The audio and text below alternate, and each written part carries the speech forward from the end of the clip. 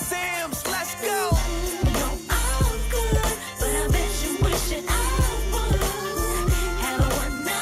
Hello, everyone. It's your girl, Miracle Sims, and you're watching the GSL Talk Show.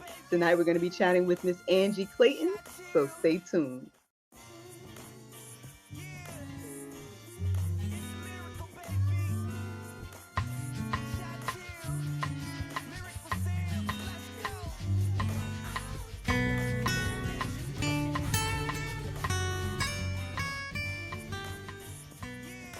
But I'm not the type of girl that goes. Yeah, it's a miracle, baby. Wishing I would have a one night affair. Welcome back to the GSL Talk Show. I'm here with Miss Angie Clayton. How are you doing? I'm doing great. How are you? I'm good. I'm good. I said we're missing some good stuff here, man. We got to start recording. I know. We already had a good conversation, didn't we? Yes, ma'am. Yes, ma'am. Can you tell the people where you're from and a little bit about yourself? Sure. Well, I'm just a girl from Kansas. I live in Kansas City, and the best thing about it is the Chiefs, right? Go Okay, Chiefs. okay. It was the Super Bowl winning year. Oh.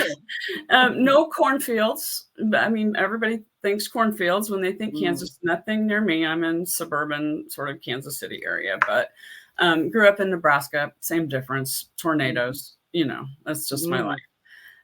Since I was a little kid, we've been here in Olathe is the name of the town that we live in since about 1988. And no, I'm sorry, 1998. And Okay.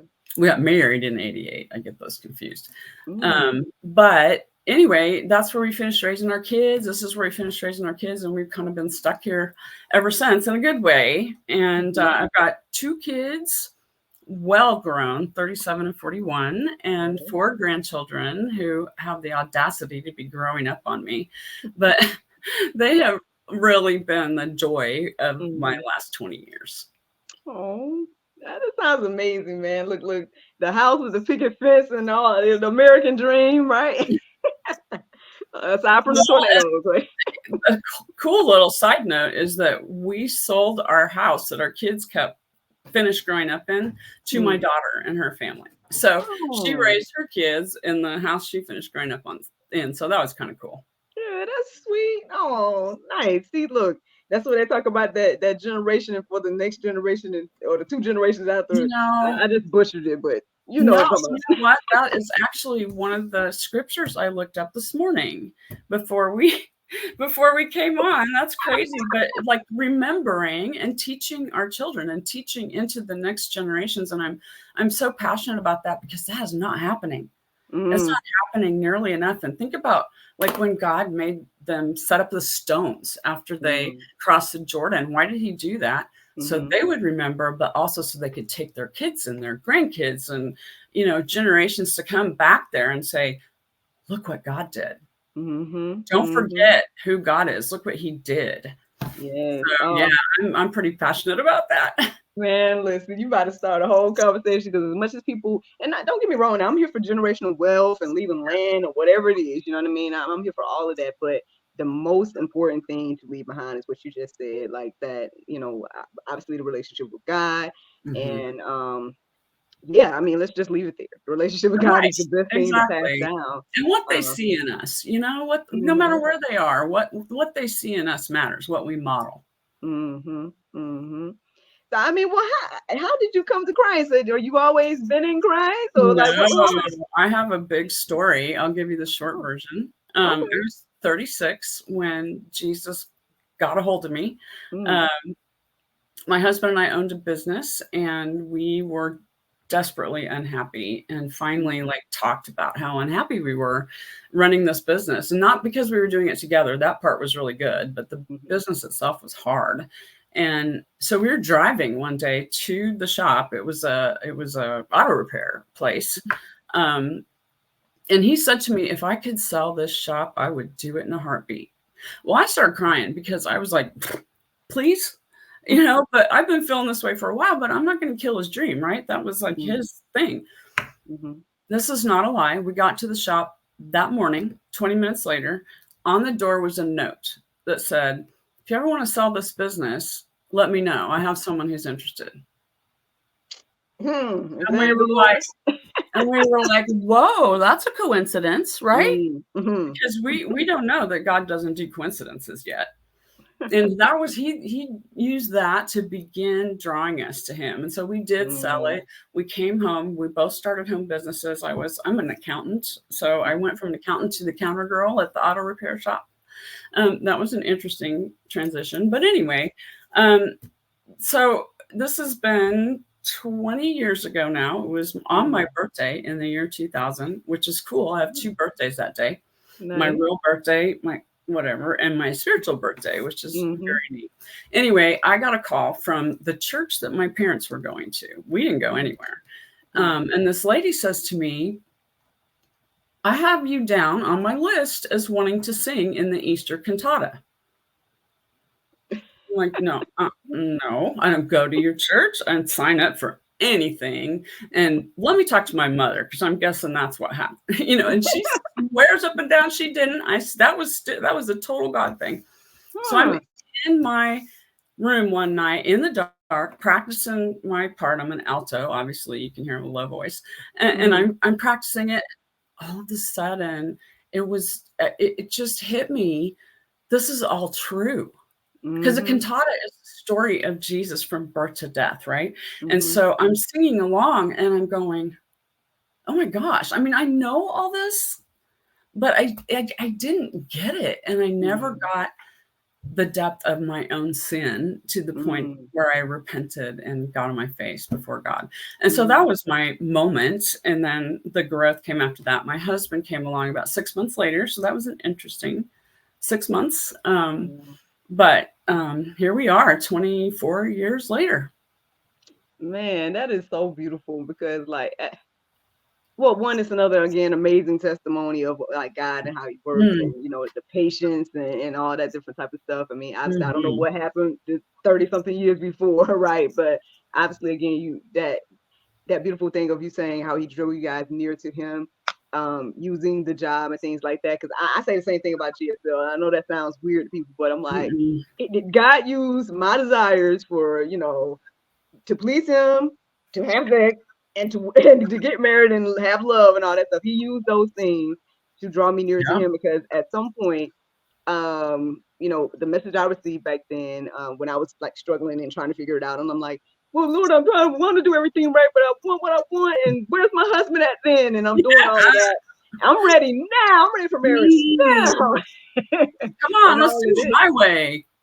Yeah, doing all of that. And ultimately, the message I heard at the church I was going to, shout out to Pastor Sammy. I talk about him all the time, but it was life changing for me. He said, if you make God's wants your wants, you're going to get what you want. And for the first time, I was like, well, Lord, what is it that you want? Because I thought, I was on the right track, or I thought I had this and that and whatever, but I had that empty feeling, something's missing, something's not right.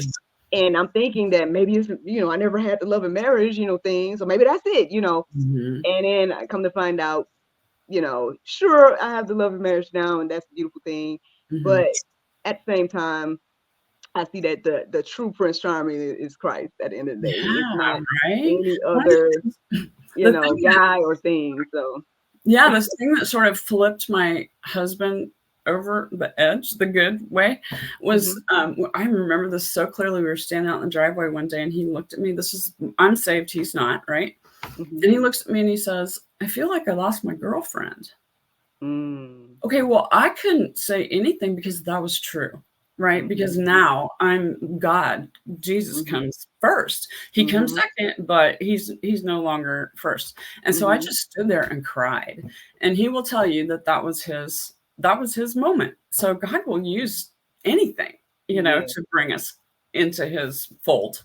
And I mean, and that's so beautiful as well, because again, I feel like that's another testament of what the Bible tells us to do. I mean, you could have easily been like, well, we're unequally yoked now, and we could have, made a different decision. Oh, I don't like what you're changing, whatever the case may be. But if you stay faithful, right, and do the things God tells you to do, and stay with your spouse and all that, you are already married at that point. He brought him closer, as well. which is, it plays out in the Bible, and here's an example how it's played out in life. And so, well, yeah, and that First Peter passage, First Peter 3, about the way wives are to behave, the way they're to look, all of those things. Well, I didn't know any scripture really, and I didn't know that passage for sure. But what his testimony is that passage is what led him to salvation, because he saw change in me. Okay, that was not me going, okay, I'm going to make these changes so that I'll be what God wants me. I didn't know. I was scared, honestly, because he was a pastor's kid, rebelled, strayed. We both have been far. I won't tell you those stories because they're irrelevant, but strayed far away. Good stories, come back. Right. And he will tell you that was the difference for him, was seeing me change, because I was a strong woman, right? I'm at least as good as you and maybe better. I mean, that's kind of the way it had always been. And so for him to see me kind of back off, I guess, gave him time and space for God to get busy in him. Yeah, you know what? I've been kind of struggling over the past few months, because, me and my husband, it'll be like 8 years of marriage this year, and I feel like I see all the things how he has been like this great influence and help to me, right, and has helped me get to where I am today, even to be sitting here talking to you today, right? But then I struggle with, like, how am I helping you? You know what I mean? Like, I want to do so many things, and I feel like I have, either wisdom to bestow and stuff. And we talking. I'm sure he listens to me and stuff like that. But at the same time, he's I hate to say stubborn, but but he wants to figure things out on his own and stuff. And I'm like, I have the answer, and stuff like that. And I've really been struggling with that. Not just with him, but like with people, because I've also feel like, for example, that God is calling me to coach and stuff like that. And I'm like, if I can't even coach and influence my own husband and friends, like, how am I going to coach people? You know what I'm saying? I know, God does it backwards and upside down sometimes, right? I mean, maybe he's teaching you about that through other avenues. Oh yeah, and I get that, and he definitely is, teach me along the way, I guess, toughening my skin, all these different things, I guess, before the influx. I believe that before the influx comes, I think that's what he's doing. But I've been struggling with that about, again, like I said, with this situation with my husband and stuff. And because then sometimes I'm like, are we, I've been asking the question of, like, why him? Because for example, like, there's been guys in the past, like maybe they wasn't my boyfriend, or maybe we like crossed paths or something. They were godly men, they seemed like we might have been on the same page about like the two things that are really important to me, which is God and sex and love. Okay, GSL is my life. And so, and I feel like those are things that maybe me and my husband aren't on the same page about at the moment. Even though I know he's a believer, and it's just that, but right now his mind is so engulfed in being a man and being a husband and making sure he's providing, and all the stuff. Where I'm like, Lord, why are you doing this?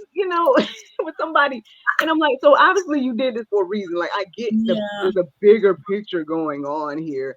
And stuff like that, rather than me just like getting into, for example, a relationship where I'm just in bed all day, and right. Stuff, and it's really hard when you're in the middle of it, and you're in the middle of it right now. It's hard.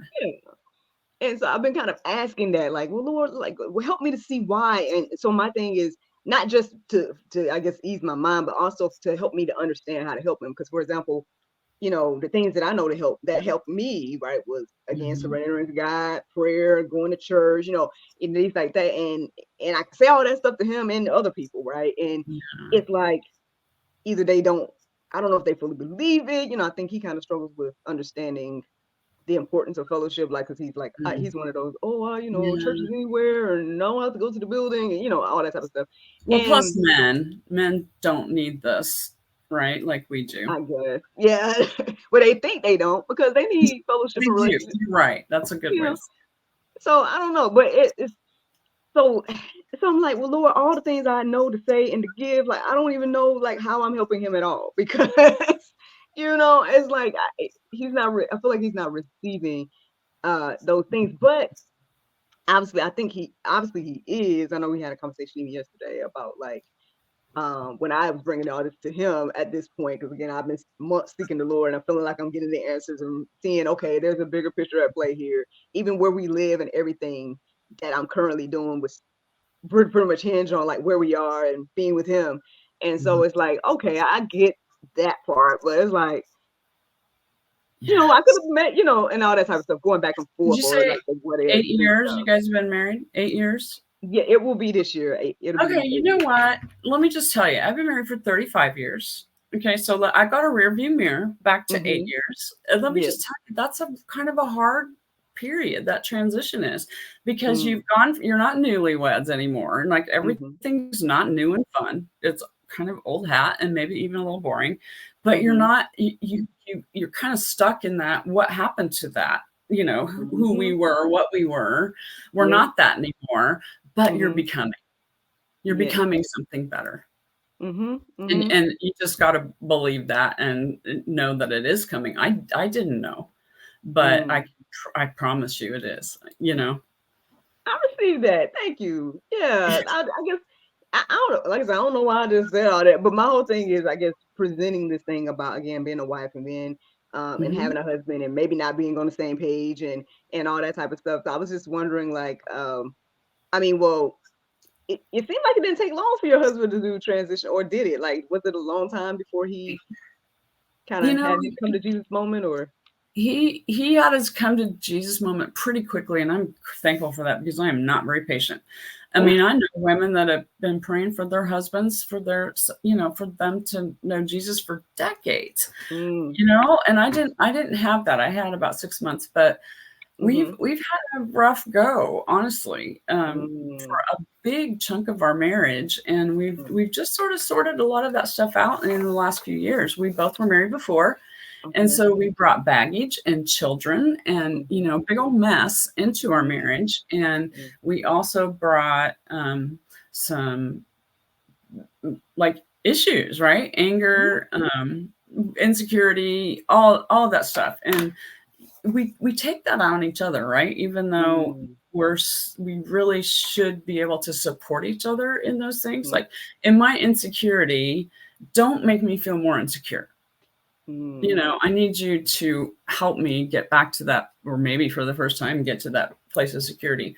mm-hmm, And so, and I know he felt the same way. He needed the encouragement, and you're talking about, that you give your husband that, and mm-hmm, just keep doing it. They need it, whether they seem like they receive it or not. But the thing that we learned the most, and this may totally not apply to you, but the thing that was pivotal for us was someone said to us, "You have to lay down your weapons."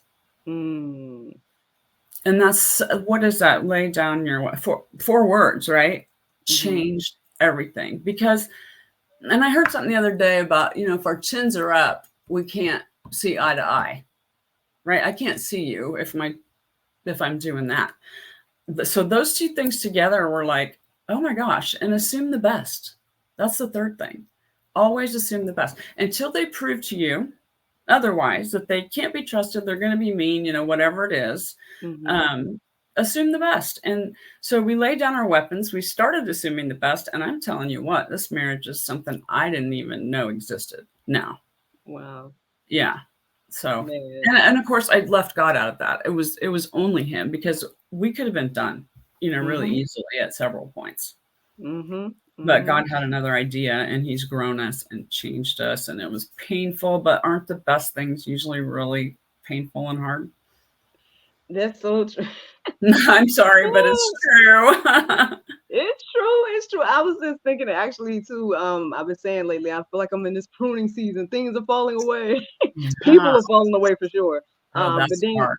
I was telling my husband the other day, I feel like I miss my old self, if that makes any sense, or like that Mhm. part of me. Not that I want to go back to being single or any of that. No, no, I definitely prefer marriage. But I'm Right. saying, like, the part that's like, I feel like I'm not even giving him bare minimum of like old Miracle, if that makes any Mhm. sense. Like Mhm. the part of me that used to be like very, like, I guess, hopeful, romantic, and like, like fantasizing about things, and all this stuff. So I feel like that Right. part of me is going away, and it's kind of Mhm. sad a little bit. Um, so I kind of been struggling with that, because I'm like, because now I feel like either I feel like I'm a stranger or you're a stranger, or like, you know, it's like we gotta get to know each other again. Like, how do we even get together? Like, did we flirt? Like, what was it? You know, like I know we did, but at the same time, it's like, how do we do this? Like, was I as awkward then as I am now? Because this feels really weird, right? you know, different stuff like that. And then of course here come the enemy, because you know how he do. He try to peek his head in and blast on the past come up and all the type of stuff. Good conversation was easier over here, and you know, all this type of stuff. And it's like, oh God, no. So yeah, this marriage talk, I know we can go on about that, and I know we can go on about what you were saying about your Yeah, well, just I mean, I'm telling you, too. hang on, keep doing what you're doing. You're not doing anything wrong or bad. You know, you're just not seeing the results that you're hoping for at the moment. But you know, here I am giving you advice you didn't ask for. But hey, no, I am asking. I'm presenting. It's fine. you know, you said something a minute ago. That can I speak to it when you said people falling away? Yeah. Oh my gosh, that is painful. That's hard. That's sad. It's difficult. It's confusing sometimes. It feels like betrayal sometimes, depending on who they are and how they fit into your life. And that's been a really difficult thing for me as well, until I finally got to peace with the fact that my life is a series of seasons. And some people, when God moves me into the next season, some of those people that were in the last one don't fit anymore.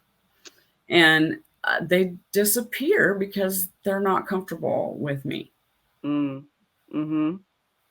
who I have become. And you know, that I don't like that. I don't like that. I've had some, and you know, my experiences with people who are really struggling with trauma or grief, I have seen the people fade away that they most expected to stay. I think I've lost you. Name of Jesus, I'll be still talking because I was. There you are. So yeah, I mean, the people that you might expect to stay sort of fade into the background, but then what happens usually is that there's people that come alongside you that you never expected. And so we got to keep our eyes. We can't just focus on the loss, on the sad. It's real. I mean, I don't ever just count emotions. God has emotions. He gave us emotions, right? They're not all bad. But we can't stay over here, because then we miss out maybe on the next thing that God has for us. See, that's a good word. I rebuke the devil right now, man. Because look, I need to hear that, and the people need to hear that. I'm curious. So once you came to Christ, obviously, you know, the situation with your husband. I don't know if you guys had the kids by then. Probably. Did you have? We didn't. We weren't able to have any together. I had two. He had one coming into the marriage. Now, he adopted my kids pretty soon after we got married. That's its whole own story. Okay.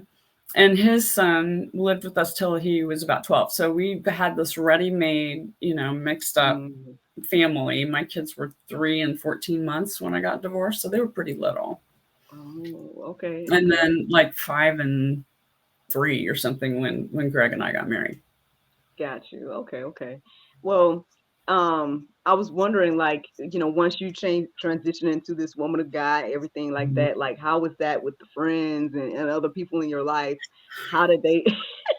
Because I feel like we're talking about, I mean, I don't know if it exactly happened like at that particular time. That's a very good question, actually, because I mean, don't we have this new thing, right? We want to share it with everyone. I have the secret. I have the answer. If you were sick, wouldn't you go to the doctor, and then wouldn't you do what he said? So I have that for you. And so it was so hard in the beginning for the people that didn't want to hear it, you know, and that's just reality of life. And I wasn't mature enough to understand that I needed to shut my mouth and live it out. I mean, for me, I wish I had a higher evangelism gift, but that's not mine. And so I know we all are supposed to make disciples everywhere we go, but there's different ways to do that. And it turns out that my way to do that is best accomplished by just living out my life well. I don't always do that. I get it wrong a lot, but that's always my hope. And so I did have some people that were just like, Bible girl, I'm done with you. But I have sisters now, sisters in Christ, again, kind of like I said about our marriage, I did not know that girl friendships like this were possible, because my experience with girls, not so good. Right? I mean, a group of women is a hard pass for me, usually, or it used to be. But so God has totally redeemed that for me and shown me not only that it can be okay again, but just absolutely beautiful to share life with another woman. You know, well, speaking of, because it seems like you got a lot of things going on for the ladies these days and stuff, right? This might be a nice, good old transition. Okay, let's do it. So, yeah, so what all the Lord's been doing with you, for you, and through you, Miss Angie? Well, you know, I'm just relating to you so much because I'm an author, right? I published a book about 1.5 years ago. It's a grief support is the best way I can describe it. So like if you have a friend who's had a big loss but you don't know what to do, you don't know what to say, you don't know how to be around them. And so generally what we do is this, right? Because it's too hard. We can't figure it out. And so God gave me the chance to walk alongside some women, and specifically a friend who lost 2 children to suicide, that I learned so much about what's helpful and what's not helpful when people are grieving. And I thought, you know what? I'm not the only one that needs to know this. And so anyway, I wrote that book. It was published not last October, but the year before. And for about, I've still been writing until about 6 months ago, and then it just dried up. And so I've been sitting, see this is my God chair back here. I've been sitting in my chair for 6 months going, what is wrong? What is wrong? I don't know what's wrong. God, tell me, what am I doing wrong? And finally, I got on my face. Honestly, I truly did. I got on my face and I said, God, you can have this writing. I'm done. I'm done with it. I don't get it. I don't know what's happening. I thought I was, this is what I was supposed to do, but it's not working. So you can have it, give it back to me if you want, but I'm done. And I said, but here's the thing, God, here's what I miss, right? You're talking about the old you. There's pieces of you that are gone. Well, there was of me too. And I told God, I said, I miss teaching and I miss walking alongside, like person to person, close enough to hug, walking out life with people. I don't have time to do that when I'm sitting in front of my computer all day long, right?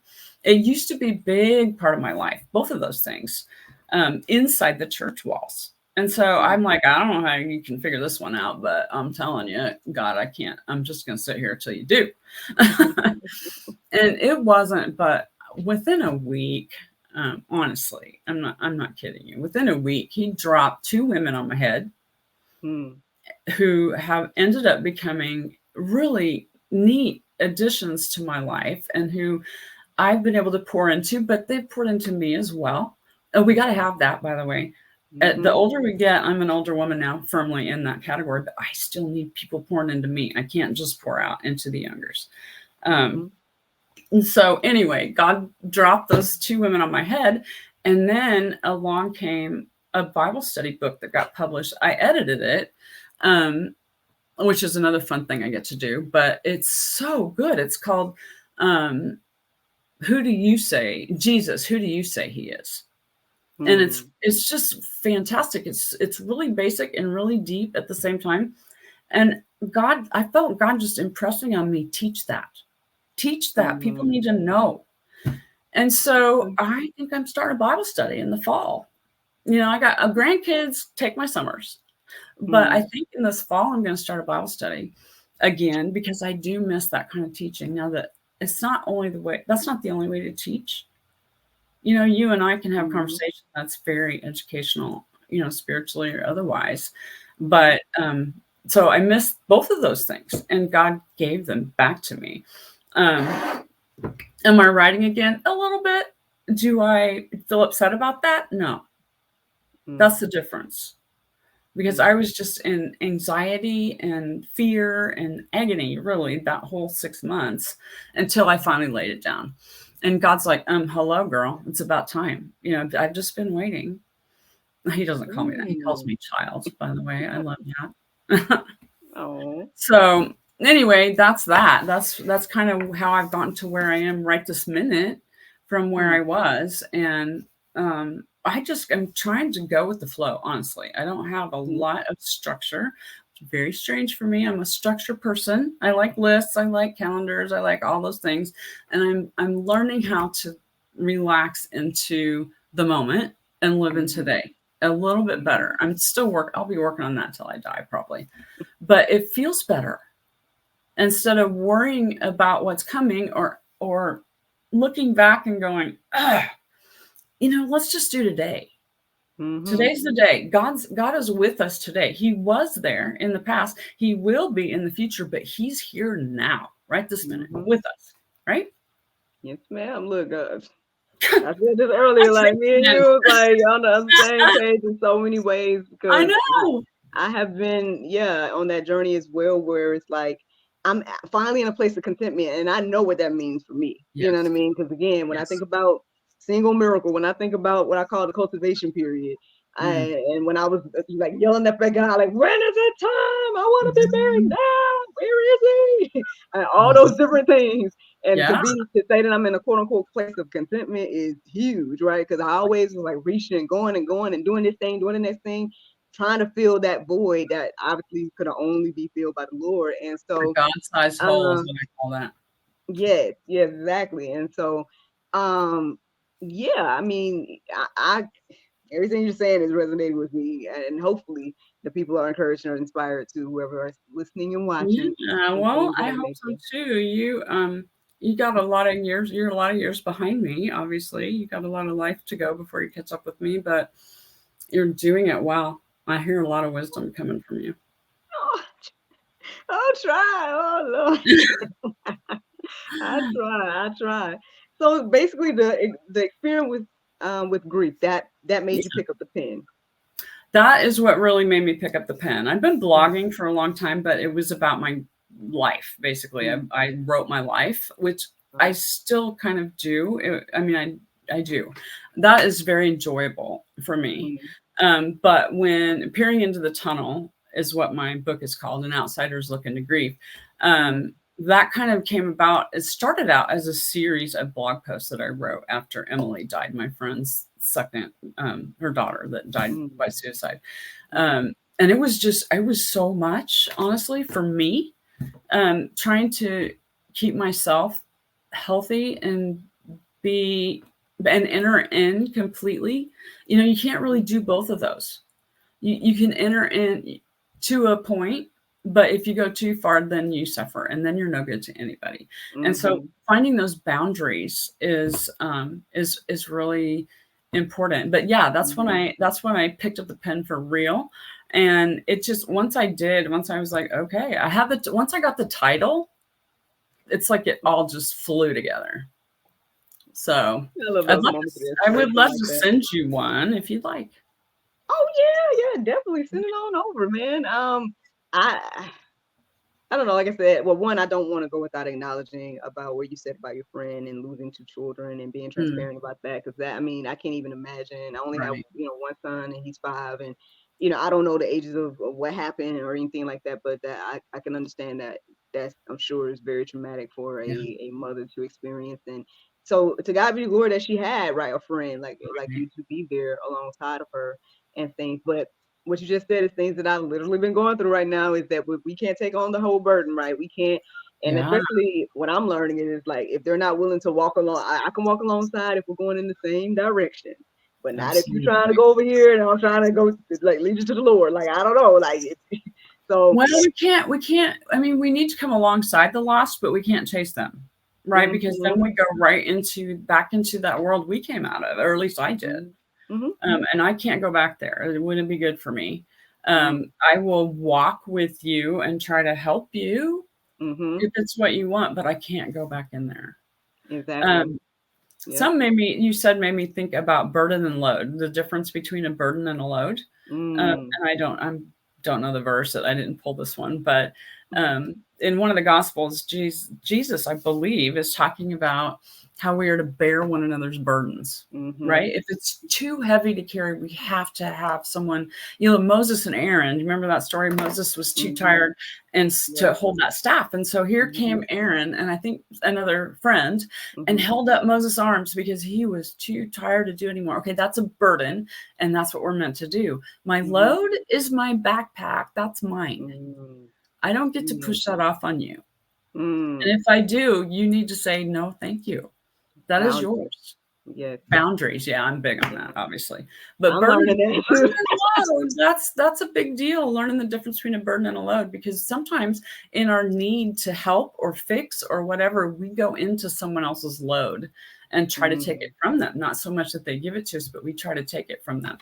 So I don't know. There's a lot of wisdom that has to come in loving people well. But you know what? God loves us so well that he leads us along in those things. I'll tell you, the day that I was driving over to my friend's house after her son died, I was just like, I immediately sent her a message and said, I'm on my way. Now, we weren't friends. We were friendly. We went to the same church, but we were not friends at that point. And so I'm driving over there. It's about 20 minutes away. And I'm driving over there going, Lord, what am I doing? I know nothing about any of this. I don't even know these people hardly. What am I doing? I'm going to make a mess out of this. I don't know what to say. I don't know what to do. And I just remembered Moses and Aaron again, when God said, I'll give you the words. Don't you worry about it. And I'll send you Aaron. If you need help talking, I'll send you that. And so there was just a real peace that came over me. And that's like, okay, I do not have to figure this out. God already knows. Yeah. That kind of runs what you were saying about going with, I say, God's flow, right? Going with God's flow, because it's like, it sounds crazy, you know. But I try to tell other people, people that obviously you, it don't sound crazy to you because you're experiencing it too. Right. But like for some people, it's like when I'm out here, like, hey, I'm just listening to the Lord, like going where He wants me to go, say what He wants me to say, like doing what He wants me to do. And I'm more, like you said earlier, I'm more content now than I've ever been in life. And I don't know anything. And I remember again, that's one thing I was yelling up to the Lord back in those days I was telling you about. Like, are you gonna let me in on anything? And receiving in my heart and mind, like, no. It's like, how frustrating that was. And then to now, like, literally not knowing anything and being like, I'm totally fine and content with that. Well, do you think that part of that comes with learning how to agree with God? You kind of alluded to it in the very beginning, when we want what God wants. I really like the way you said that. When we agree with God, then He does give us the desires of our heart, because what He wants becomes the desire of our heart. Yes. Instead of me saying, God, I want this, give it to me right now. And thinking that that's the desire of my heart that He's going to meet. That's not the way He works. There it is. So I hope y'all heard that, y'all. Yes. And so again, your obedience to come alongside your friend, going without knowing, and all of that type of stuff. I'm sure it had some positive impact on her. Maybe you'll never know, but we're amazing friends now. Get together once a week, and it's moved from, now that these years have passed, it is a reciprocal. She pours into me as much as I pour into her now. Of course, it couldn't be that in the beginning, but it's turned into a beautiful thing that I never could have imagined. I love that, man. I know. That. And that's why I've been trying to, again, focus on the people that are here, right? The people that do stay, the people that are, again, like you said, pouring into me, and where the feeling is really mutual, as they say. Yes. And it's been such a blessing. You know what? It's okay to grieve those ones that go away. It's okay. That's sad. That's real. Yeah. But not to the exclusion of the new people that God brought you. And you're not doing that. You're right. I know. Like, so my husband, he's one of those people that's like, it's done. She's gone. Like, or for example, or whatever the case may be. And it's like, I guess I'm just not one of those people. Like anybody that has left my life left on their own regard. It's very few that I cut off. You know what I'm saying? And that type of thing. Because even if somebody, for example, if I see any of these people again or whatever the case may be, I still probably would still show love and stuff. Right. But it's just it's a very interesting place to be. And then it's like, because again, like I think it kind of goes back to me feeling like, well, if my purpose is supposed to be help people and doing things of this nature, Lord, then how? Because it's not working, and all I have to give is what people can't receive, and I don't know, But Mhm. again, doing it, I know somebody says do it scared or whatever the case may be. Yeah, do it scared. I like Yeah. that. Yeah, I have that actually up on my bulletin board. It says progress over perfection. Progress over Mm, perfection. This is mm. important. Can I just speak to that for a minute? I don't know why it popped in my head, but it It's all did. good. I call myself a recovering perfectionist Mm, because here's what happened. I've always been a perfectionist. Got to get all A's. I graduated with a 4.0 from the University of Kansas Business School, #1 in my class. Those were okay, big deal mm-hmm. is what I say about those now, but they were a huge deal to me then. And if I didn't get it just right, then I was in shame. Mm. And I finally realized, and this was a very startling moment when I realized that God is the only perfect. And if I'm trying to be perfect, what am I doing? You gonna get out of my life, Miss Angie. I Ah, I love received that word that. a few months ago too, and I was like, "This is why you down on the cross, because we can't do it. I got you now. I We can know. never be perfect." No, I said perfection is a fairy tale. That's my it quote. is. Perfection is a fairy tale. That's right. We can never reach it, and we shouldn't try. We need Mm, excellence, absolutely. mm-hmm. But perfection, no, we can't. We can't reach that. Maybe when we get in heaven, we will. I want my new body really bad in heaven. The one I'll get there, because this Yeah, old look, one. striving to Ugh. be more like Christ. I guess that's the real goal. Mm, Striving. yes. You're not gonna ever arrive though. You're gonna the No. trying. I think is the important part, right? Yeah, it is, and at the same time, not like making yourself crazy trying to figure stuff out, but learning how to be still. That has been a Mm, huge thing for me because I like to talk to God and do not listen to him very well. I'm a good talker. mm-hmm. Um, and so I literally have had to teach myself how to be still. I started doing some like guided meditation, prayer meditation things, and Mm-hmm. um, I can't hear him if I'm jabbering. That's the I mean, truth. that That is the seems truth. really obvious, but it took me 160. It took me a long time to learn that. Oh man. And then alongside that, the more I'll take out the time, because people know I'm here on GSL, I do daily inspiration now. It holds me accountable to take out time every day to study Mm, so I can have something to share with them every day. And but this journey that I've been on by doing this, like just taking out that daily time to be intentional to Bible study, has been so life changing. And I'm seeing like ways that at least God is speaking to me now. He probably always was speaking, but I just either would ignore it. Like every now and then there were points in my life where I guess, hear the call, as they say. Like mhm, if someone said something, the same thing to me multiple times, I'm like, oh, I might need to pay yeah, attention, stuff like that. But right. now, like there was things I noticed in my past that I just didn't look into. I didn't, think about or whatever. That now I do look into and think about, and I'm like, God, you really did speaking to us all the time, and we're just ignoring. And you know what? I've got some trauma. Most people do, from when I was a kid. And that was one of my big struggles, honestly, with God. It's like, where were you? Where were you when that was happening? Okay, well, Mm-hmm. you know what? Jesus was there.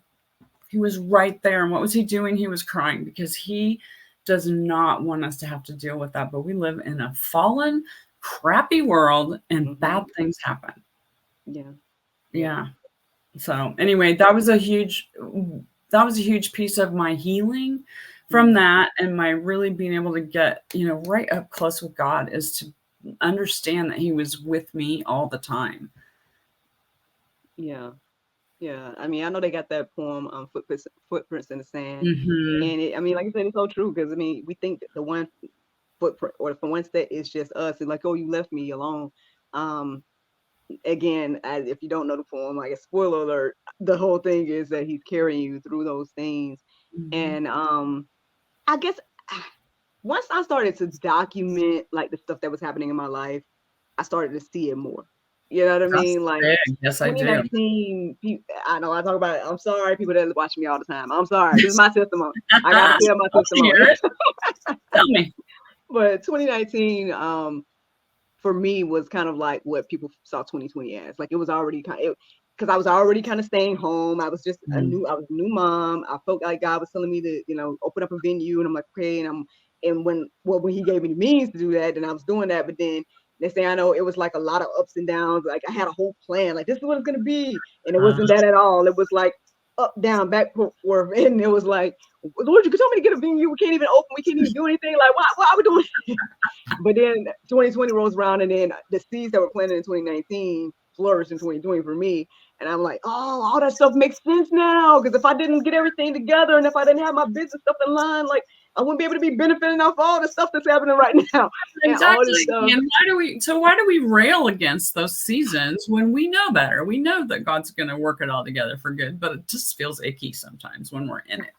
Yeah, I know better now. Like I said, by documenting it now, it's like, oh, I remember when, and like I got all this footage of me sharing. Like that is very important. What you just said, that we document things. I mean, actually in writing. Think about the way it used to be before email, before text, all that. We wrote letters to each other, and you can keep those and go back and what remember. You can see, and that's how that's how your children learned.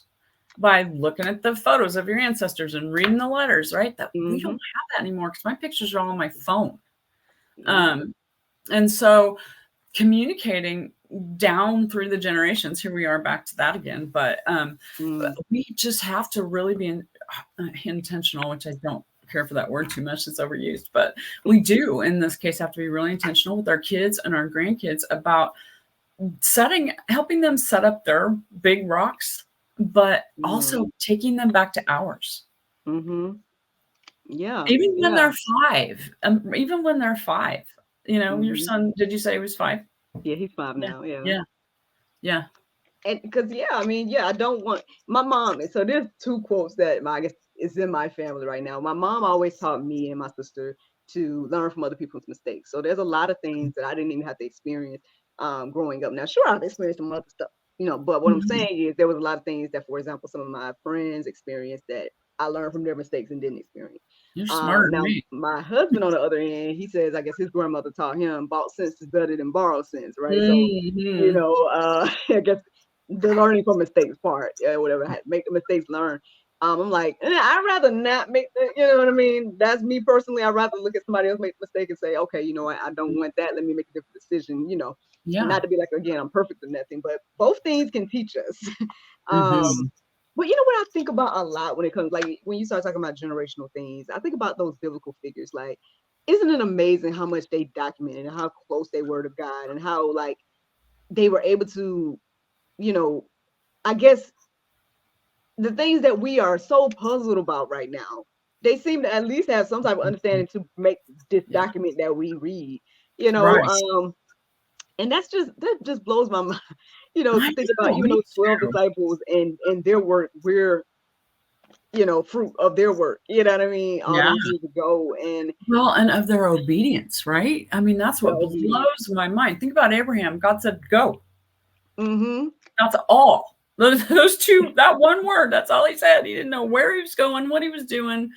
Whoa, that would be terrible. But he did it.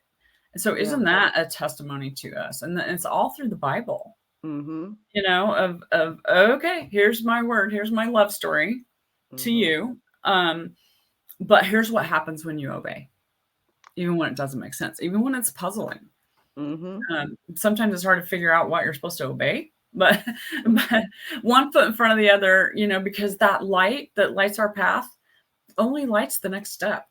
We can't get out there too far ahead. Again, that goes back to tomorrow. God will be there, but he's here today. Yes. Oh, I know I can sit here and talk to you forever, Miss Angie. So I'm going to go on and probably let you get ready to go. Probably time. Yeah. Wow. That went fast. But I would love for you to share with us any other information you would love to share. Where can we find your books? Where can we get in touch with you? And just anything God is leading you to share and say here on the GSL platform. You know what? I had no expectation of what we were going to talk about this morning. This has just been lovely. I mean, it really has. It's been such a good conversation. It's been life-giving for me. I like that. So thank you. As far as where you can connect with me, I have my Angie Clayton is my name again, and I have a Facebook page called, what is it? Angie Clayton Author, I guess. You got to name it something, right? And my website is angieclayton.net. And you can send a message to me through there, or my email, Angie, surprisingly, Angie at angieclayton.net. My name so many times. Blah. Anyway, I love to hear from people. I really do. So I'm not just saying that. If you wrote that down, whoever's listening, if you wrote that down and want, for whatever reason, feel like reaching out to me, I would love to hear from you. That is awesome. Well, I hope and pray you continue to do the great work of the Lord. You know, it sounds like you got an amazing Bible study group coming up soon. And so, you know, I'm sure maybe more books, who knows? Or maybe I don't know. We're going to see what the Lord do. But you're definitely welcome back anytime to come and share. Thank you. I would love that. And I enjoyed you. I really did.